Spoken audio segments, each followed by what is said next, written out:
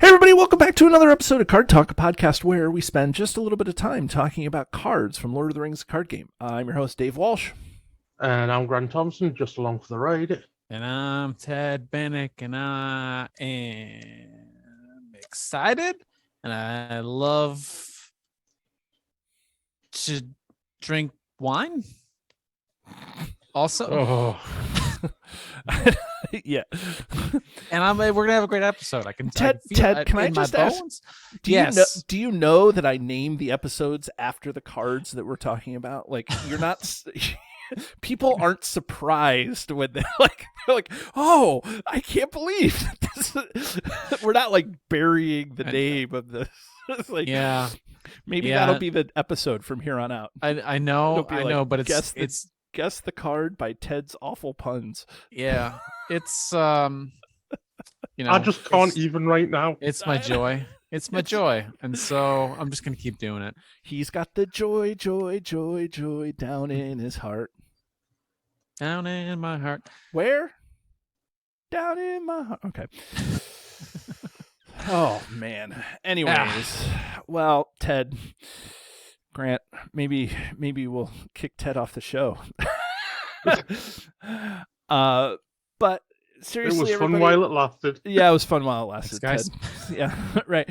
Happy retirement, Ted. Yeah. Anyways, in seriousness, if you're looking at this, we have Card Talk. We're back to our one card, one show format here. We just got done a couple weeks ago with New Player February. So if you're a new player, this is our normal format where we talk about one card every show, hopefully to inspire some deck ideas. If you're listening to this on a podcast catcher or podcatcher, we also have a YouTube channel. We have over 400 videos over on our YouTube channel, so you can subscribe over there, get access to all that stuff. There is a big thing coming out. It's going to be really big. I've been doing a solo project over there on the YouTubes, so keep your eye out for that. If you're watching us on YouTube, we also have an audio on our on all sorts of pod catchers out there. You know, iTunes, Spotify, all the big ones. We have a blog. If you don't prefer to either watch or listen to us, you can also read about this over at the blog with Matt at the helm over there. And we just recently launched Second Breakfast, which is Card Talk's version of a live play stream. And so at the YouTube channel, every other Sunday, we have Ethan and Micah Quantz, who play games. They challenge themselves to build decks with certain criteria. They tell you what the criteria is. You can listen to the stream, and then you can go build decks and compare what you did to what they did. Or you can just watch what they do and joke around with them. But catch them every other Sunday at 4 Eastern U.S. time on the Card Talk Network. Yeah, yeah, on Card Talk YouTube. But all of this comes at a cost to us. So if you find value in what we do, you can become a patron. You can join at a bunch of different levels. We have a lot of different ways that you can join us, but the website is patreon.com/cardtalk2018. If you're interested in getting the big swag that we offer as Card Talk, the cutoff for that is April. You have to become a $5 patron in the month of April through October. And so that's how you're guaranteed the big swag. We give everybody a little something, but that's the cutoff for the big swag. There it is. Grant, all of that to say David. is if you can remember what card we were doing, or maybe the bad puns that Ted was hanging out super with. Good, awesome puns? Yes, your super good, awesome, bad puns. Grant, what's the card we're talking about today? Well, I'm not going to burst into a song over it. We are talking about Gleowine, the minstrel. That's not fair because there is a card called Burst into Song. Anyways, go ahead. He is from the core set, from the lore sphere. He is 2 cost, 1 willpower, no attack, no defense, and 2 hit points. With the action, exhaust Gleowine to choose a player. That player draws a card while he sings a happy song. While he sings a happy song. Wait, it doesn't say that the player has to sing a happy song. No, but it should. It should. Maybe he shouldn't sing a happy song. Grant, explain to us how this card relates or represents what's going on in the book. What's the source material behind Gleowine? Right, Gleowine originally composed a song about Theoden and his ancestors after the Battle of Pelennor Fields. And from what is written in the books, only the last stanza survived out of the entire song. Oh. Out of doubt, out of dark, to the day's rising, he rode singing in the sun, sword unsheathing, hope he rekindled, in a hope he ended, over death, over dread, over doom lifted, out of loss, out of life, unto long glory. So who was that written about? King Theoden. Okay, so he wrote like a funeral song after Theoden died. The Battle of the Pelennor. Okay, you said the Battle of Pelennor Field, but I was just making sure that it was. I always get in my head. I hear Theoden, but sometimes I say Theodred because I know that there's some stuff in the book that happened with Theodred that's not necessarily in the movie and things like that. So, okay, well, does this guy fit that representation? I mean, did they do an okay job representing Gleowine in the card here? I mean, to be fair, with little reference to Gleowine, I think they did a fairly good job in describing, getting something out of very little that they had to work with. Explain what you mean. Well, the concept of Gleowine, it doesn't have a lot of lore behind the story of Gleowine or who he really was.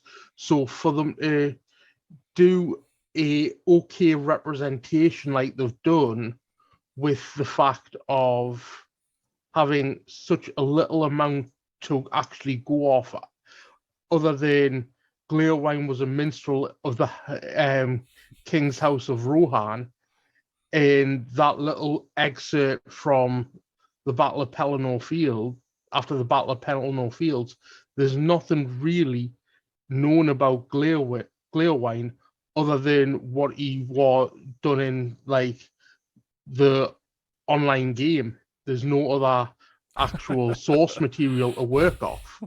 Right. So I think they did a very good job. Let's be fair, the online game is not source material, right? Exactly. Far from it. No. Well, okay, Ted.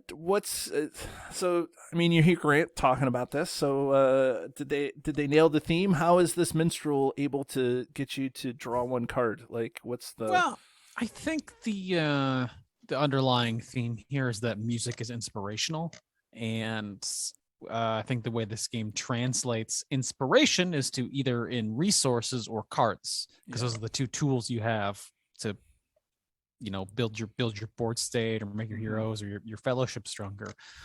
So the fact that you can sort of play a tune and inspire a player to draw a card, I think nails the theme of that song. Yeah. And what about how he plays? I mean, he's a core set card, right? And so I will say, as a core set card, I think that this guy is pretty invaluable. There's not very many card draw effects. And And this one is targeted card draw. Instead of you being able to draw a card, you can say, you can Oprah the cards. You get a card, and you get a card, and you get a card, and you get a card. It's not like Valiant Sacrifice or Lorien's Wealth, where you can't, like those, you can't target other people. So I think Gleowine in the core set is a pretty reasonable card, and I think he stays reasonable throughout the life of the game. So Grant is, I don't know, do you agree, disagree? What do you think? I'd agree with that assessment. Okay, Ted, what's your take? Yeah, the ability. When he first came out, I sort of underrated how good he was, and the fact that he's a 2 hit point ally that just can consistently give a player a card. It's just good. It's just worth spending the 2 resources on, just get more cards every single turn, and again that he's flexible to give it to another player is phenomenal. Yes. So yeah, he absolutely he holds up, even though there's plenty of other ways to draw cards. You have access to the guy from the core set, and he also happens to be Rohan traded, so you can get him for a bargain with Spirit Theoden and only pay 1 resource for him. Mm-hmm. And he's got a couple other interactions with Rohan, but nothing too strong otherwise. Well, I was going to say that one of the things I think is a downside to him is that he's Rohan, because that Rohan build is strange to say the least, but that he's lore. I know that card draw effects happen in lore, and I know that this is a core set card in lore that does card draw. But having a Rohan lore, there's only one other lore Rohan character, and that's Grima, right? Like, so you're not really, I don't know, like, it's strange looking at a big, broad card pool, and then typically you try not to, I don't know, like, so I feel like he gets left out of some of these Rohan builds, right? Sure. Like, just because he can't. Yeah, that's a sphere thing, right? So, but I think he fits into everything else, right? Don't be spherist. Right, I'm spherist. Don't judge a card based on we don't exclude him. Right. But yeah, I know what you're saying. Right. Grant, how do you use Gleowine?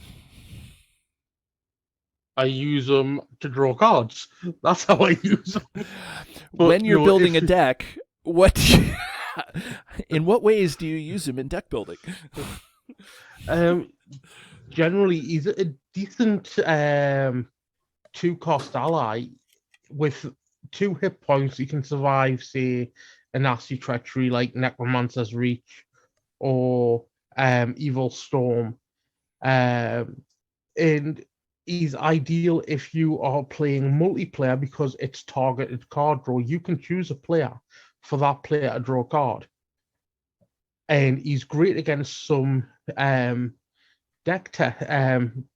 against some quests, likes of Watcher on the Water, where you're looking at the top card of the encounter deck, trying to find a card in your hand with the same letter as, say, the Doors of Durin. And you have to discard a card with the same name. Like the same first tentacle. Letter. Yes. Yeah. Grant! So that is phenomenal. So you could use Gleowine to draw a card and hopefully draw the letter that you need. He pairs, for that quest, he pairs quite well with Denethor and Hennemoth Riversong for teching against that quest. Right. That's awesome. I will say that this guy is a non-bow with the, unless you're playing lore, it's a non-bow with the Grey Wanderer contract.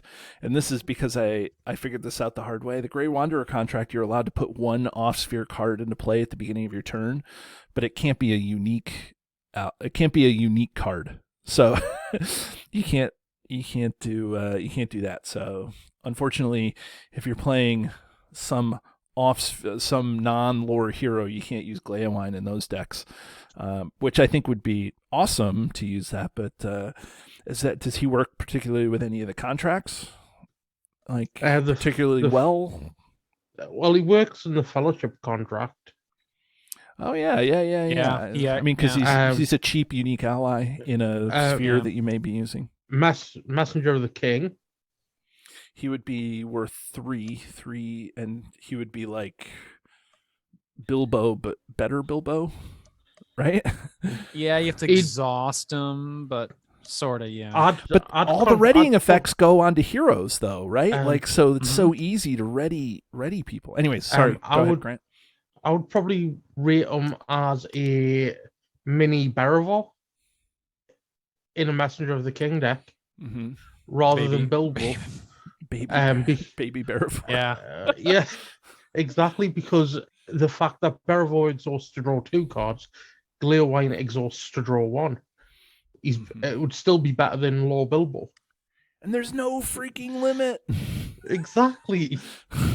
You could even just Sword Thane this guy and do it if you needed to, I guess. There you go. Yeah. I guess with Messenger of the King, you're limited to once per phase, right? Is it once per phase? Yeah, okay. So you could do tricks in different phases to get the cards. If you can get 7 unexpected courages on this guy, you could... Actually, you'd only need 6 because you ready naturally in the refresh phase. So it's good, right? And every phase has an action window, so perfect. Looks like I'm drawing 6 cards a turn. Well, you're forgetting about the events that you have, like Grim Resolve and what have you. Grim Resolve, Cram. You can do all sorts of crazy things. Yeah, exactly. You don't just need unexpected courage. All right. So I guess one of the things that people want to know, does this guy particularly fit into a Rohan deck, or particularly fit into a Lore deck, or particularly fit into a Minstrel deck? Like, what Minstrel deck? It's not very many minstrels out there, but so I say that tongue in cheek. But I mean, he doesn't have to go into a Rohan deck or a Lore deck, right? Like, you can put them all around. His stats are, well, his 2 costs means he's versatile as a splash. And if your deck is needing card draw, he's a great option for that. Yeah. Works really well, I think, with Biffer.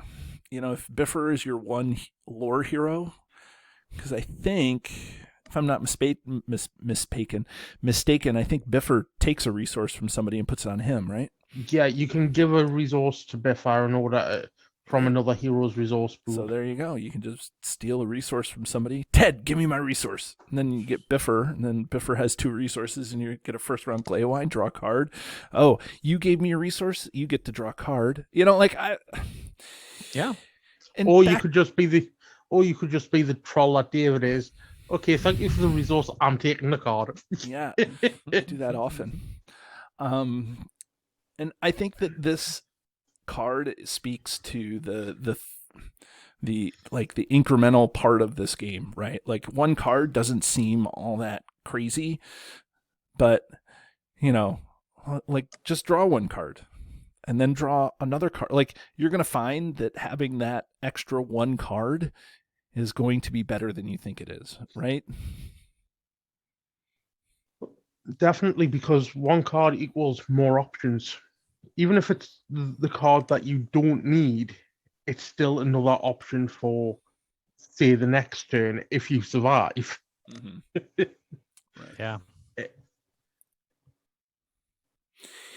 Is there any specific combo? Like, we talked about cards that this goes with, you know, like, I feel like this is a good target to put in when you have, like,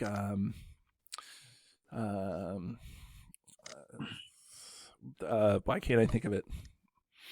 A very good tail. Like, when you have a very good tail, like, I feel like he's a good guy to have in your deck, so you can bring out, because you don't want to have like all 5 cost allies to bring out. So, you know, but that's not specific to this guy. Are there any specific combos that you can think of, Ted, that this guy goes with, or maybe even non-combos? We're calling them behind the scenes, just so you know, we're calling them Vardane combos.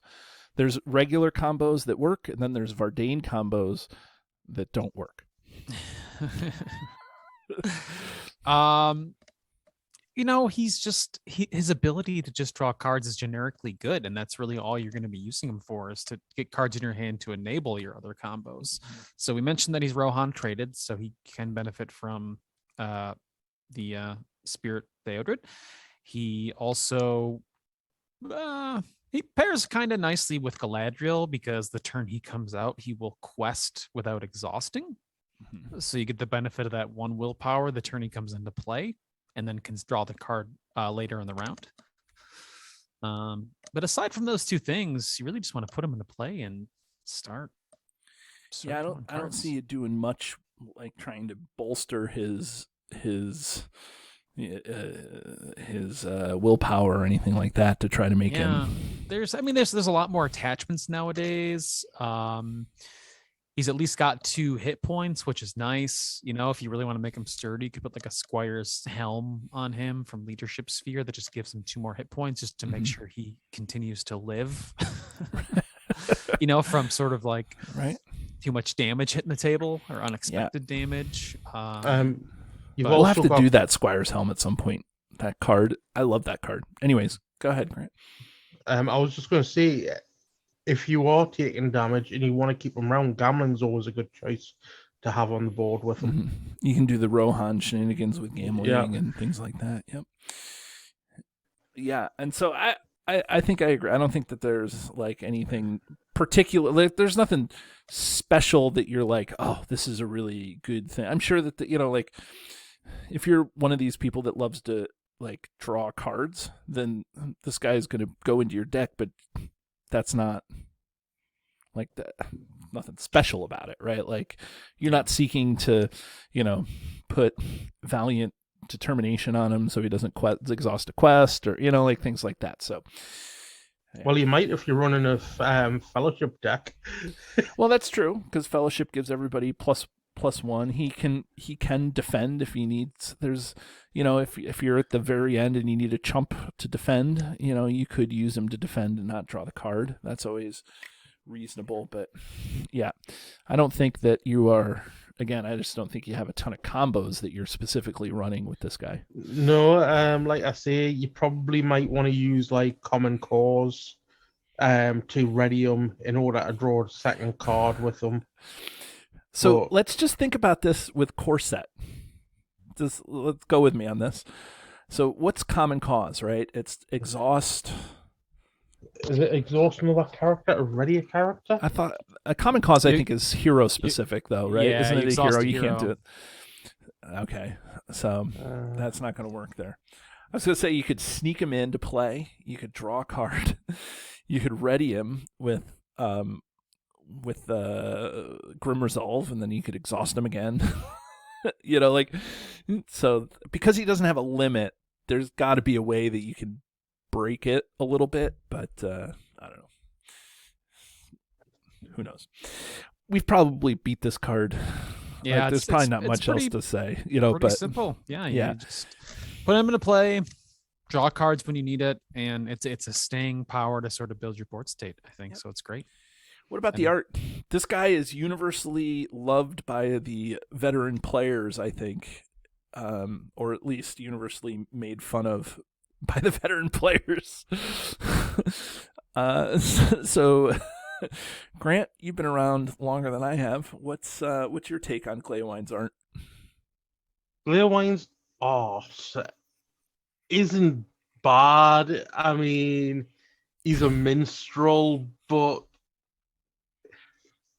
it's not the best looking card going, is it? To be fair. 10? On the card I was actually thinking of was Ever Vigilant, sorry. Oh, Ever Vigilant, right. There it is.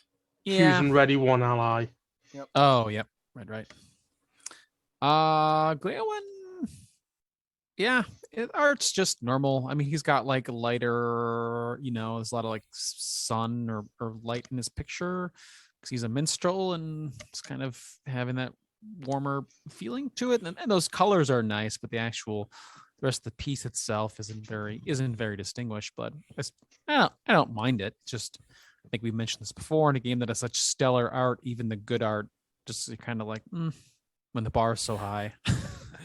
So a couple of specific things that I will kick out to the people listening is the way that his head is tilted to the side and he's looking up, kind of just. I don't know. It's just like he's off in La La Land there. And I think, and so whenever we talk about the art on the show, I actually pull up the card and I zoom in and I look all around. I think that I think he's bald. I think looking at the art, I think that this guy is bald and it changes my whole view of who Gleowine is. This dude is that he's a bald dude. He's a bald dude with real long hair. Yeah, he's bald on top, but that's I think what I'm saying. He's a bald dude, and his I don't even know what they call it. Not the crown of the head, but the around the crown is all long, stringy hair down to his shoulders. He's rocking it. This guy, he's playing the electric harp. I love it. Anyway, should we ring this guy? Yeah, absolutely. Okay. So for anybody who doesn't know, or maybe new, or maybe has forgotten since it's been so long, we have a highly scientific yet arbitrary system where we rank a card on a scale from 1 to 10, where 1 is the one card to rule them all, or the best card in the game, and a 10 is the card that we throw back into the fiery chasm from whence it was made. So, Grant, you haven't been here in a while. You get to go first. Well, thank you, David. I am ranking this a 3 because he can go into pretty much any deck that has a single lore hero. He's not going to break the bank. It's a great card draw, and it's all around good for everybody at the table.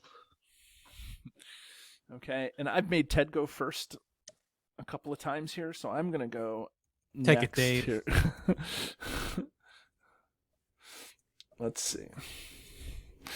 I'm looking up something here, and then I'm just double check that this is what it is. And so here's my thing. I like Gleowine, but I would substitute out, and I know Ted, you're going to hate me for saying this, but I would substitute out Gleowine when I'm playing solo, and I would put in the Stone of Elastarian unless I'm playing some sort of specific deck like a Fellowship deck, because the Stone of Elastarian gets me the additional card and the resource. It is unique, so I'm only going to get one out.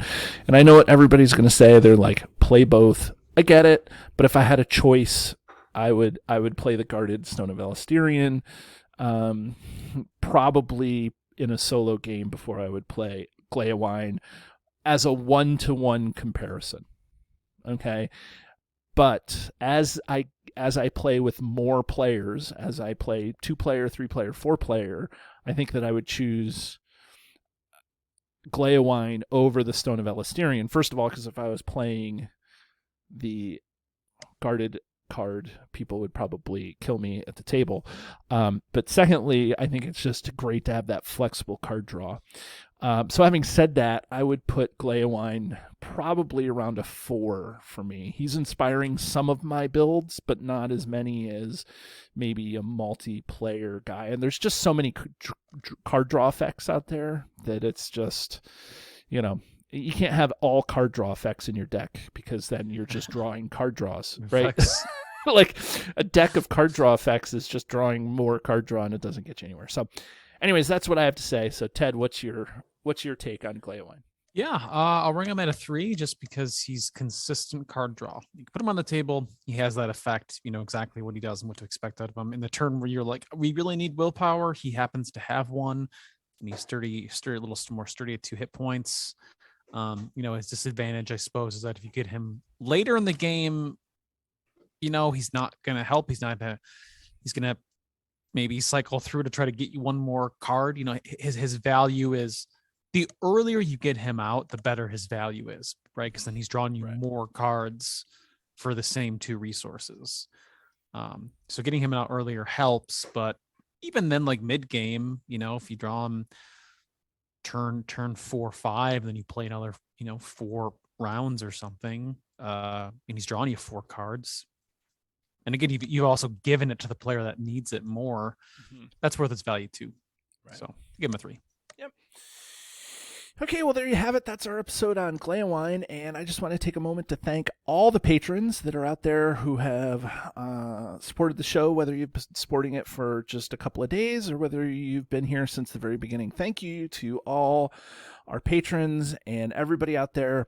Have a great day, and we'll see you next week.